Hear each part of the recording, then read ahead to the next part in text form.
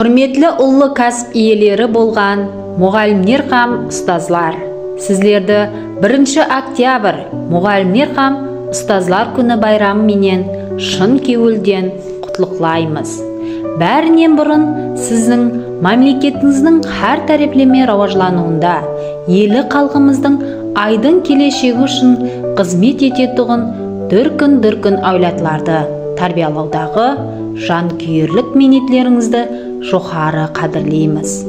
Қалқымызда ұстаз атаңдай ұлы, бір харіп үйреткен ұстазыңа 40 жыл сәлем бер деген даналық сөздер бекарға айтылмаған.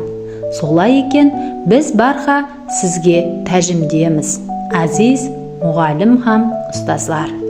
Мойнақ районы мәлімнеме кітапхана орайы жаматы сіздерді бүгінгі байрам менен шын жүректен құтлықлайды.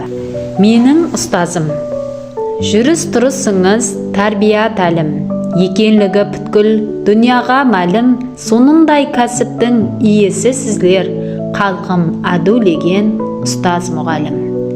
Сіз берген білімнен толысты санам, нұрларға кенелді һәм кеуіл қанам, мен қалай өзіңді демейін анам, анамдай әдулі ұстаз мұғалім.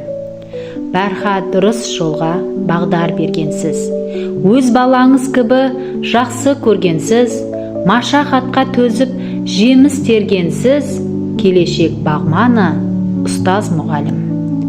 Атамдай ұлы деп басты иеміз, ұмытпаймыз ісімің ятқа түйеміз, сіз себеплі біз білімге иеміз, бақтыма жол ашқан ұстаз мұғалім. Зүлфия Тұрдымұратова.